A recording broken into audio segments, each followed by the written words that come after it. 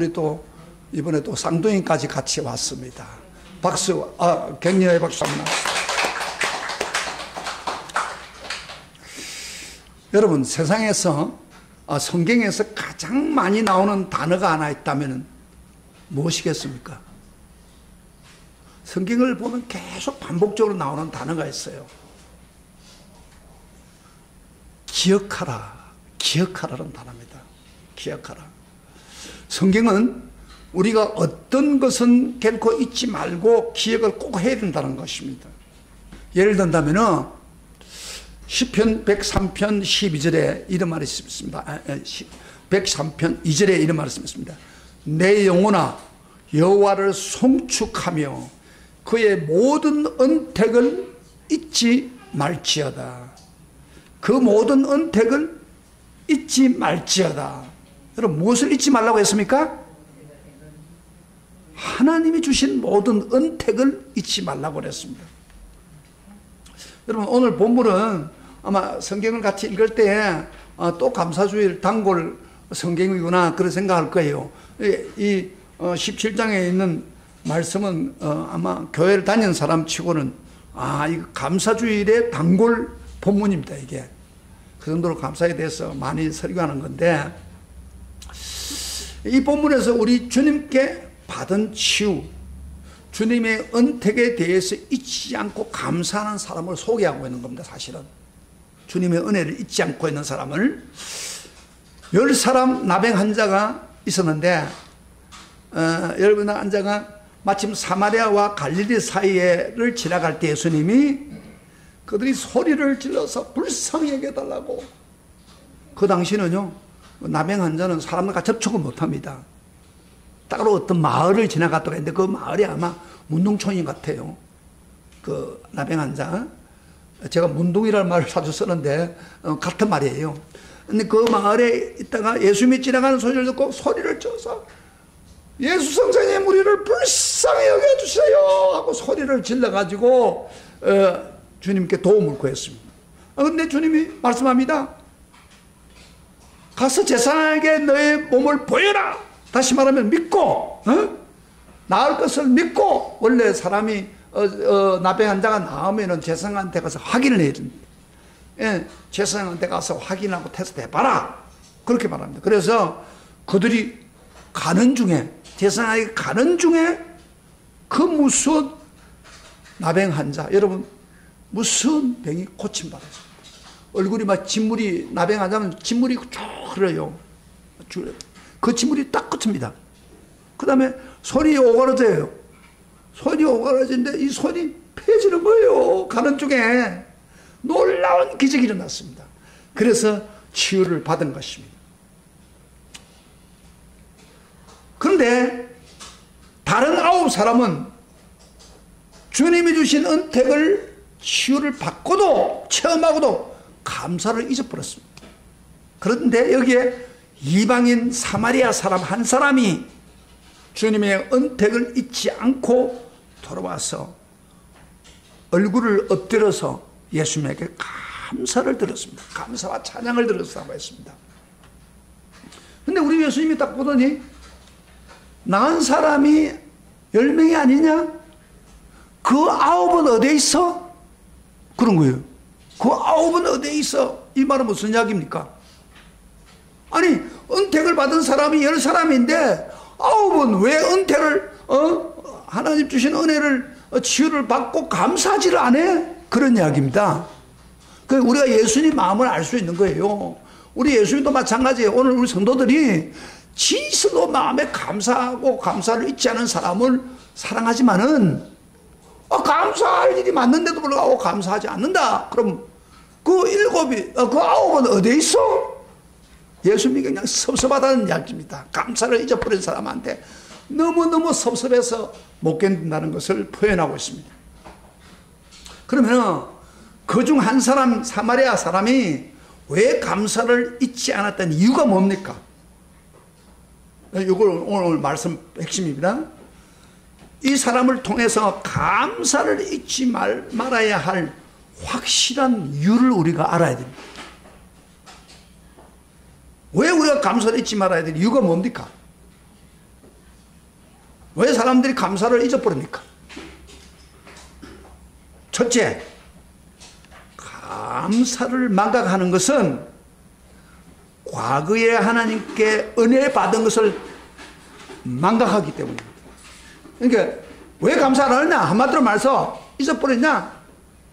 과거에 하나님 주신 은혜를, 받은 은혜를 잊어버리기 때문에 감사를 하지 않는 거예요. 여러분요, 그 문둥 환자라고 하는 거는 그 고통이 말로 다 할 수 없습니다. 그 이스라엘 지방에 가면요, 문둥 환자는 하나님께 저주받은 백성이다. 하나님 직접 저주해서 문둥병이 생겼다. 그렇게 믿어요. 뭐 성경에도 그렇게 저주병에 대한 그 암시를 하고 있어요. 그런데 그래서 저주받은 병이라고 생각합니다. 그래서 내가 하나님께 저주받았구나.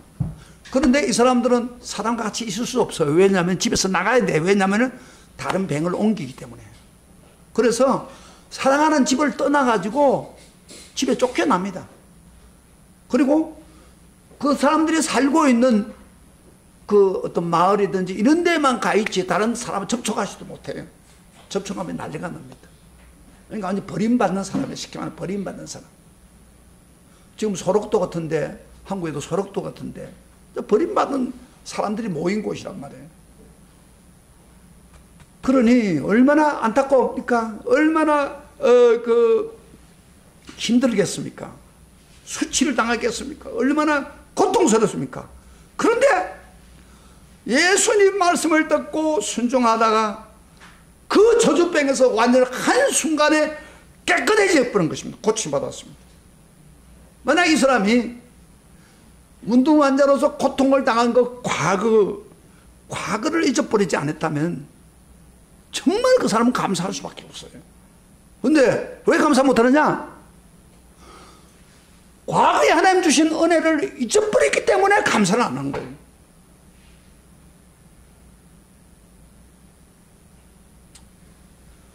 우리 예수님이 특별히 유독 한 사람이 감사했는데 그 이유가 우리가 잠깐 볼 수 있습니다. 아마 18절 오늘 본문에 나옵니다. 예수님 하신 말씀이 한번 들어봐요. 18절에다까지 봅시다. 이 이방인 외에는 하나님께 영광을 돌리려 돌아온 자가 없느냐? 그래서 이방 예수님 알고 있었어요. 이방인 외에는, 이방인은 사마리아 사람이에요. 사마리아 사람. 이 사람이 예를 들어 아마 이 사람이 감사할 수 있는 특별한 이유는 그는 이방 사람, 사마리아 사람. 여러분, 사마리아 사람은 어떤 사람이냐면은 순수한 유대인이 아닙니다. 아브라함의 후손이 아니에요. 잡종이라는 쉽게 잡종인데 그래서 하나님 축복을 못 받는다고 생각하는 사람이 사마리아 사람이에요. 이방인이에요. 그런데 그는 그것이 핸디캡인데 치유를 자기가 그럼에도 불구하고 치유를 경험했단 말이에요. 하나님의 사랑 축복을 못 받는 사람이라고 생각했는데 그가 문둥병에서 무서운 문둥병에서 치유받고 나니까 아마 더 큰 감사와 감동을 느낀 것 같아요. 그래서 이 사람이 생각해요. 나 같은 죄인, 이방인이고 사마리아이고 잡종이고 그런데도 불구하고 하나님의 은혜를 베풀었구나. 그 감동이 더 큰 거예요. 그래서 하나님 앞에 지금 각오를 망각하지 않고 주님 앞에 무릎을 꿇고 감사하는 원인이 되는 겁니다. 다윗은 이런 이야기하는, 다윗은 평생 감사하며 살다가 좋은 본보기로 산 사람이 다윗입니다. 그래서 다윗 시편에 보면은 감사에 대한 찬양이 수십 개가 있습니다. 그러면 어떻게 다윗이 평생 감사하며 사는 본보기로 살았습니까? 그 이유는 자기 과거의 모습을 잊지 않았다는 겁니다. 그래서 사무엘 하 7장 18절에 다윗이 자기를 고백하는 말이 있는데 한번 제가 읽어볼게요. 사무엘 하 7장 18절에 찾아보면 좋겠습니다. 다윗 왕이 여호와 앞에 들어가 앉아서 이르되 주 여호와여 나는 누구오며 내 집은 무엇이기에 나를 여기까지 이르게 하셨나이까. 감격하면서 감사하는 내용입니다. 나는 누구며 내 집은 무엇이기에 나를 여기까지 이르게 하니까. 다윗은 자기를 바라볼 때 왕이 되게 좀 되어 있거든요. 왕이 되고 하나님 축복을 받는데 자기를 과거를 되돌아보니까 목동이에요. 그래서 목축하는 목동, 그 막내, 그리고 행제관들에게 뭐 그렇게 그걸 귀중하게 여기지 않는 그런 애예요. 천둑이에요. 천둑꾸러기인데 그를 하나님이 택해가지고 왕을 삼아가지고 오늘까지 됐다. 생각해보니까 과거에 했던 은혜가 너무 고마운 거예요. 그래서 하나님, 내가 누굽니까? 내가 목동이고 내 집은 무엇이기에 이렇게 나를 택해서 왕으로 삼아서 이렇게 이스라엘의 위대한 왕을 삼아 주었습니까? 그러니까 과거에 주신 하나님 은혜를 생각하면 감사가 안 올 수가 없는 거예요. 그런데 왜 이 9사람은 거기 없느냐? 과거에 자기가 문둥매했던 그 고통을 잊어버리고 있는 거예요. 그러니까 감사하지 못하는 거예요. 우리도 자신의 과거 모습을 한번 조용히 한번 떠올려 봅시다. 떠올려 보면 우리가 감사 조건이 생깁니다. 오늘 예배 참석한 제 딸과 사이도 사실은 결혼하고 나 8년이 지났는데 아기를 낳을 수가 없습니다. 나이는 들고 사실 가능성이 없어요, 크게. 그런데 하나님의 특별한 은혜로 많은 성도들의 기도가 같이 합쳐서 이렇게 자녀를 낳았습니다. 그래서 감사해서 그의 이름을 하준이, 하나님 주신 자녀다. 아들은. 그리고 하원이 하나님 주신 딸이라. 아니 그런 이름을 지었습니다. 그러니까 애기 낳을 수 없는 사람을 애기 낳게 해줬다 이 말이에요. 그게 감사하는 거예요.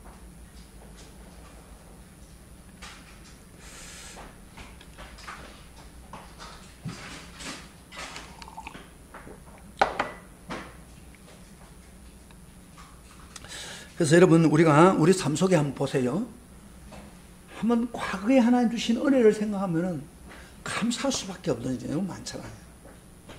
그걸 잊지 않는 사람은 감사를 표현하는 겁니다. 잊어야 될 게 있는데 아니 잊지 말아야 될 것을 잃고 있다는 것은 안 되지요. 우리 한 자신을 한번 생각해 봅시다. 올해 특별히 하나님이 행하신 일들. 저는 요한계시록을 마지막 강의할 수도 있었고 또 쌍둥이도 얻을 수 있었고 이런 것들 전부 내 감사죠. 생각해 보면 사도 바울은 우리에게 보다 근본적인 영적인 과거를 잊지 말고 감사하고 생각하라고 권면하고 있습니다. 근본적이고 영적인 과거. 에베소서 2장 11절에 사도 바울이 에베소 교인들에게 편지를 쓰는데 이렇게 편지 씁니다. 우리 한번 같이 한번 읽어보세요. 에베소서 조금 뒤로 가면 에베소서 2장 10절. 뭐라고 영적인 과거를 잊지 말고 감사라고 했습니까? 에베소서 2장 11절부터 12절입니다. 찾았으면 읽겠습니다. 그러므로 생각하라. 너희는 그때의 은혜로는 이방인이요. 에베소는 이방인이에요. 에베소 지역의 사람들은 손으로 육체에 행한 할례를 받는 무리라 칭하는 자들로부터 할례 받지 않는 무리라 칭합니다. 유대인도 아니에요. 유대인만이 할례를 행했잖아요. 그때 너희는 뭐 그리스도 밖에 있었고 에베소 사람들은 그리스도 밖에 있는 사람이에요. 그 다음에 이스라엘 나라 밖의 사람이라. 이스라엘 사람들 아니에요. 에베소 사람들은. 에베소 소아시아 사람들이니까. 그리고 약속의 언약들에 대해서 외인이요. 약속의 자녀가 아니다 이 말이에요. 세상에 소망이 없고 하나님도 없는 자들은 하나님도 안 믿었어요. 근데 이제는 전에 멀리 있던 너희가 그리스도 예수 안에서 그리스도의 피로 깎아오셨느니라. 이렇게 그렇게 너희들이 받았던 그 구원, 그 예수님 피 때문에 구원받은 것을 감사해라. 그런 이야기입니다. 여러분, 이 에베소 교인들에게 남긴 말은 우리의 과거가 아닐까요? 우리도요, 한국 사람들이 예수 믿는 건 기적입니다. 여러분, 120년 전에 선교사들이 와서 복음을 전했기 때문에 그 우리 부모들이 믿고 믿고 그래서 이 복음이 전파되면서 내가 믿은 거예요.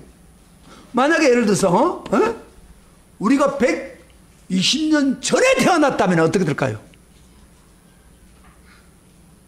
구원 못 받습니다. 왜? 복음을 모르기 때문에. 그런데 우리가 선교사들이 보내줘가지고 그분들이 전해가지고 하나님이 역사해줘. 우리가 믿었다는 거. 할렐루야. 이게 은혜고 내가 구원받고 하나님 자녀가 된 것, 이건 진짜 은혜 중에 은혜입니다. 영원한 은혜입니다. 내가 구원받은 걸 확신하십니까? 확신하면서 아멘 하시길 바랍니다. 다른 거 좀 부족해도 내가 구원받은 사실, 이건요 100번 1000번 우리가 은혜 감사해야 됩니다. 우리 구원받으면 어떻게 될까요? 요한계시록 했으니까 영원히 멸망받을 사람이에요. 그러나 우리가 구원받고 하나님 자녀가 됐다 이 말이에요. 예? 이게 하나님의 은혜입니다.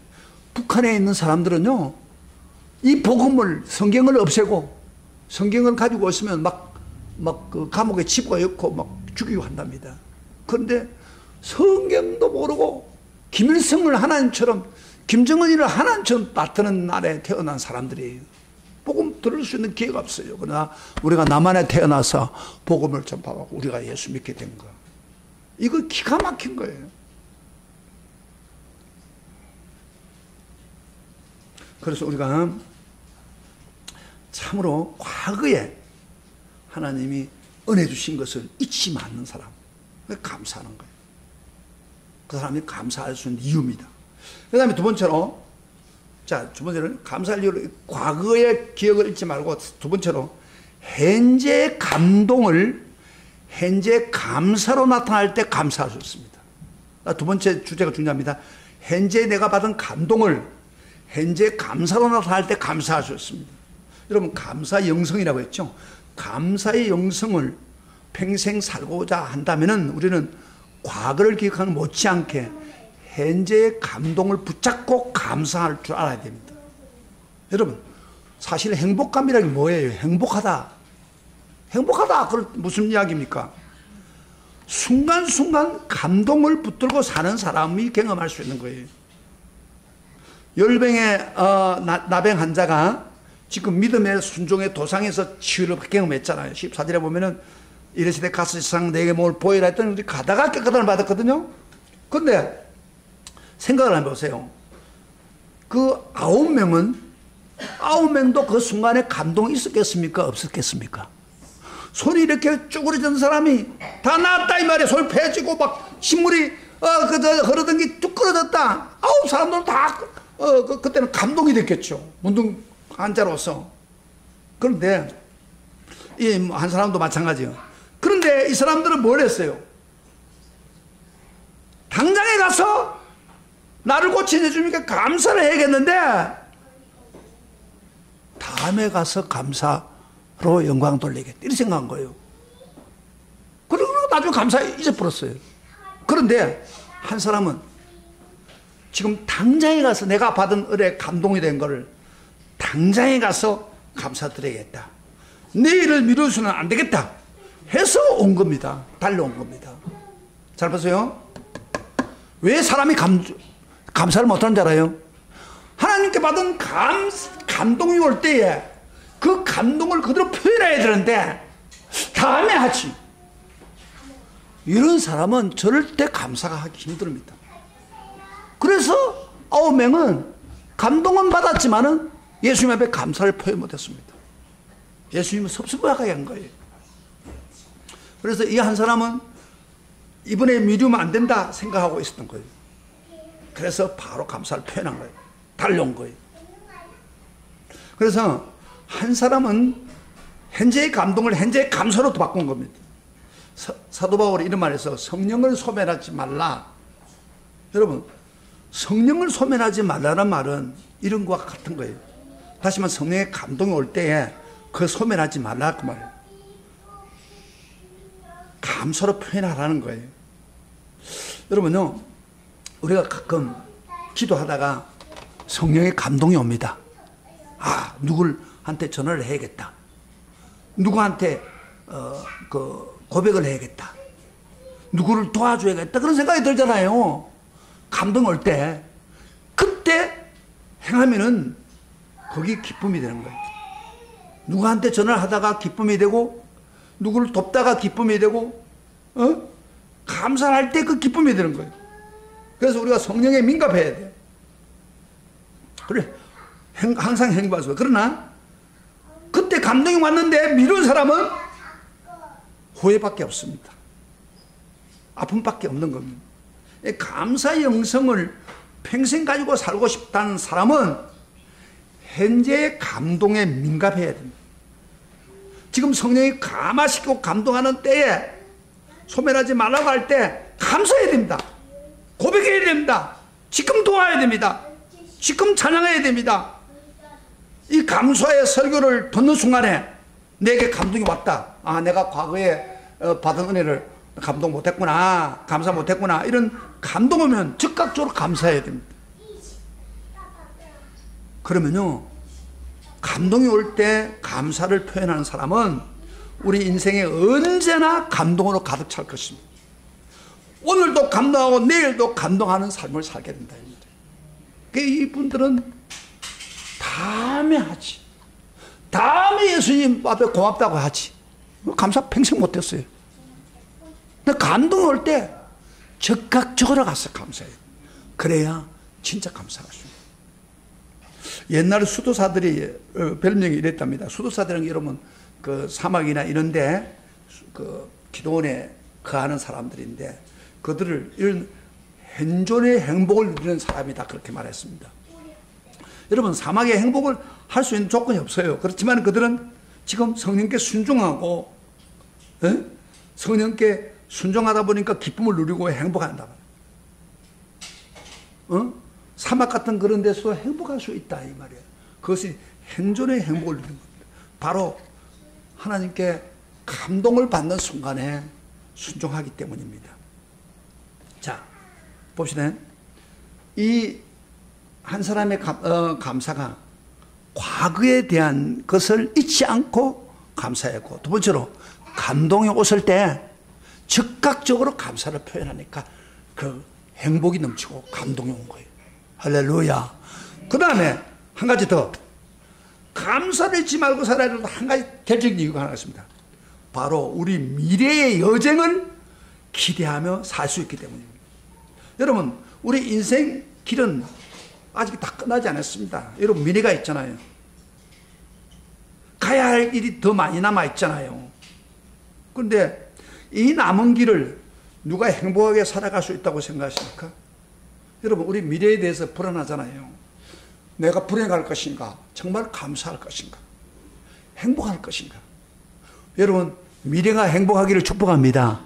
미래가 잘 되기를 축복합니다. 그러려면 감사를 해야 돼요. 자, 이 사람 한번 보세요. 이 사람은 감사를 하면서 내일을 감사하며 살 수, 미래가 주어진 거예요. 잘선 스폴존이라는 사람이 유명한 말 했어. 촛불로 말미암아 감사하는 자는 달빛을 주고, 달빛으로 말미암아 감사하는 자는 햇빛을 주고, 햇빛으로 말미암아 감사하는 자는 햇빛도 필요 없는 천국을 주신다, 그런 이야기예요. 그러니까 현재 있는 것에 감사하는 것은 미래의 큰 것을 하나님 주시는 결과가 되는 거예요. 여러분, 이 이방인이 치유를 받고 감동을 받고 와서 주님께 엎드려서 너무너무 고맙습니다 살해하니까 우리 예수님이 남긴 말이 19절 다시 들어가 봐요. 17장 19절에 마지막 이런 말을 합니다. 19절입니다. 다같이 시작. 일어나 가라. 내 믿음이 너희를 구원하였느냐. 이 사람이요, 지금 질병 때문에 감사했더니 지금 뭐 이야기하는 거예요? 너 영혼이 구원을 보장한다는 말입니다. 육체로 말미암아 치유 때문에 감사했더니 영혼의 구원을 약속한 거예요. 할렐루야. 아멘. 미래가 밝아지는 거예요. 감사하는 자에게 미래의 길이 열리는 거예요. 여러분, 미래가 확 열리기를 원합니까? 미래가 잘 되기를 원합니까? 현재 감사해서 진실하게 하나님 앞에, 그러면 하나님이 미래를 열어주는 거예요. 여러분요, 이 사람이 그 9명의 그 문둥 환자가 나왔습니다. 나왔지만 그 사람 감사하지 않았어요. 그 사람들 영원히 구원받았을까요? 그 사람은 내가 볼 때는 구원이 없습니다. 육신적으로는 문둥병 환자에서 자유형을 받았지 모르지만 이 세상에서 천국 보장된 게 아니에요. 그러나 이 사람은 육체의 질병에 감사를 하니까 하나님이 구원을 확실하게 준 거예요. 그래서 그 사람이 그때부터 그리스도를 따르고 섬기면서 구원의 제자가 된 겁니다. 사랑하는 성도 여러분, 감사는 축복의 미래를 여는 열쇠입니다. 따라합니다. 감사는 축복의 미래를 여는 열쇠다. 여러분, 오늘 답답한 현실을 극복하고 새 미래를 열고자 합니까? 지금 현재 멋진 감사 재단을 쌓아야 됩니다. 그러면 하나님의 능력이 나타나서 막 미래가 활성화됩니다. 우리 애들이 뭐 태어난 것만 감사하는 게 아니라 저 애를 붙들고 하나님 앞에 감사를 드리면, 계속 감사를 드리면 그의 미래를 키워주고 인도해주고 다 해준다. 믿습니까? 여러분이 지금 현재 살고 있는 거 불만을 가득 차면은 하나님 어떻게 할 수 없어요. 그러나 하나님 나 예수 믿게 해주시고 또 이렇게 감동을 주시니 감사합니다. 예수님 감사합니다. 감사를 표현하면은 계속해서 여러분 미래가 밝아집니다. 미래가 축복으로 바꾸진다는 거죠. 그렇게 되기를 원하십니까? 네. 바로 감사하는 사람의 복입니다. 자, 예를 하나 들어볼게요. 여러분, 미국의 최대 부자가 누구예요? 요새는 좀 다르지만 옛날에 록펠러였습니다. 록펠러인데 이 사람을 다 들어봤지만 세계적으로 거부로 알려져 있지만 사실은 그의 삶을 보면은 빛과 그림자가 항상 공존하고 있는 인물입니다. 그가 한때 부자가 되었을 때 대중에게 더러운 자본가라는 비난을 받았답니다. 왜냐하면 수단과 방법을 가지 않고 부를 축적하니까 그 록펠러 이름만 들으면 미국 사람은 악의 하신이다 할 정도로 그렇게 나쁘게 비판했어.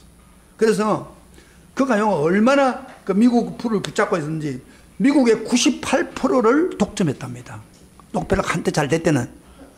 그러니까 이 록펠러 때문에 반독점법이 생겼답니다. 한 사람이 독점하면 안 된다. 그 정도로 생길 정도로 나쁜 이미지가 있었답니다. 록펠러가. 그런데 록펠러가 43세에 미국의 가장 큰 회사를 소유했고 53세에 억만장자가 돼가지고 세계 최대의 부자가 되었습니다. 억만이라는 말, 우리 한국 돈으로 억만이 아니고 억만 달러 그 부자가 됐죠. 그런데 그가 행복하지 못했다는 사실입니다. 55세 때 일생일대의 위기가 찾아왔는데 기관지염이 심해가지고 숨을 쉴 수도 없었고 탈모증이 생기고 신경성 병이 생기고 위궤양이 생기고 그래서 탈진 등으로 쓰러졌답니다. 그 완전히 쓰러졌는데 사업을 하다가 종합진단 결과 그런 몸과 마음의 상태로 계속 간다면 1년도 넘기지 못하고 죽는다 하는 사형 선고를 받았습니다. 그는 하루에 100만 달러를 벌었지만은 사실 그 모든 돈이 그에게 아무 의미가 없게 느껴졌습니다. 그래서 잠도 자지 못하고 먹지 못한 채 며칠을 보내다가 한밤중에 그는 침대에 빼서 무릎을 꿇었습니다. 하나님께 무릎을 꿇었습니다. 원래요, 그가 부모의 영향으로 침례교회를 다니는데 어렸을 때 믿음의 사람이었고 하나님 앞에 어렸을 때 11조를 드리고 철저히 드리겠다고 약속했고 그 다음에 제일 앞자리에 와서 예배 드리겠다고 약속하고 믿음으로 살았습니다. 그런데 이 사람이 돈을 많이 벌다 보니까 11조를 내는 것을 잊어버렸습니다. 믿음 생활하는 것도 행식화 돼버렸어요. 오늘 교인들이 옛날에 한때 하나님 잘 믿었지만 행식화 되는 이유가 다 물질주의나 돈 때문에 일어날 수 있습니다. 그런데 그날 밤에 하나님 앞에 엎드렸는데 기도를 하는데 너무 죽고 싶으니까 힘드니까 기도하는데 막 통안에 눈물이 납니다. 과거에 어린 시절에 하나님께 약속했답니다. 11조를 철저히 드리고 그리고 앞자리에 앉아서 믿음 생활 열심히 하겠다고 약속했는데 그걸 못했거든요. 그래서 통안에 눈물을 흘리면서 회개를 기도하다가 갑자기 성령의 감동이 왔습니다. 회개하는 순간에 너가 그렇게 많은 돈이 너한테 무슨 유익이 되느냐? 너가 돈이 모든 것이라고 생각하는데 돈이 너에게 모든 걸 주지 못하지 않냐? 너에게 모든 걸 주는 것은 바로 하나님 나다. 나를 소유해야 내가 모든 것에 만족할 수 있다. 그런 감동을 받고 소리치면서 이랬답니다. 하나님이 내 모든 것이 되십니다 하고 소리치면서 회개하고 일어났답니다. 그러고 난 후에 결심을 했어요. 그래서 그 잘 시작에 신뢰하던 프레드릭 게이처럼 목사하고 언론을 해가지고 그동안 11조 드리지 못했던 것을 11조를 드리고 록펠러 재단을 만들었답니다. 그래서 그때부터 록펠러 재단을 만들어 놓고 사업을 하고 선교 사업을 시작했답니다. 그리고 나중에는 그 록펠러 재단의 수입 반을 하나님께 드릴 정도로 됐습니다. 그런데 옛날에는 11조를 드렸지만 굉장히 행식적이었는데 이제는 11조를 감사함으로 들었습니다. 그때부터요, 그 돈을 가지고 그 시카고 대학교와 그 밖에 12개, 그 시카고 대학을 중심으로 12개 종합대학을 만들고, 그 다음에 12개의 단과대학도 만들고, 그 다음에 특별히 뉴욕에 있는 리버사이드 교회, 여러분 제가 리버사이드 교회 가봤습니다. 뉴욕 가봤는데 가장 화려하고 아름답고, 그때 가니까 계속해서 이 교회에 더 신축하고 있다는 거예요. 그 정도로 아름다운 교회를 짓고, 그 다음에 나머지 4,928개의 교회를 지어 헌담했답니다. 대단하죠. 그러니까 록펠러를 통해서 교회 지어진 교회가 엄청 많다는 거예요. 근데 55세를 넘기 어렵다고 했던 의사의 말이 죽지 않고, 말대로 죽지 않고 98세까지 살면서, 옛날에는 록펠러를 보고 더러운 자본가라고 했는데 이제는 위대한 자선가라는 별명이 붙을 정도로 선한 일을 많이 했습니다. 이 기업가들이 선한 일 잘 안 하잖아요. 근데 록펠러가 앞장선 거예요. 98세가 되는 죽음에 가까운 것을 느끼는 순간 아마 그가 느낀가 봐요. 내가 침대에 떠서 55세 때 침대에 꿇었던 그 모습으로 엎드려서 이렇게 기도했답니다. 오 나의 하나님, 내 인생의 전반기 55년은 돈만 쫓아가다가 불행하게 살았지만 나머지 43년은 하나님 앞에서 정말 행복했습니다. 감사한 삶을 살았습니다. 그동안 저를 지켜주신 것을 감사드립니다. 이제는 그만 주님과 먼저 보낸 사랑하는 아내를 만나고 싶습니다. 더 이상 여한이 없습니다.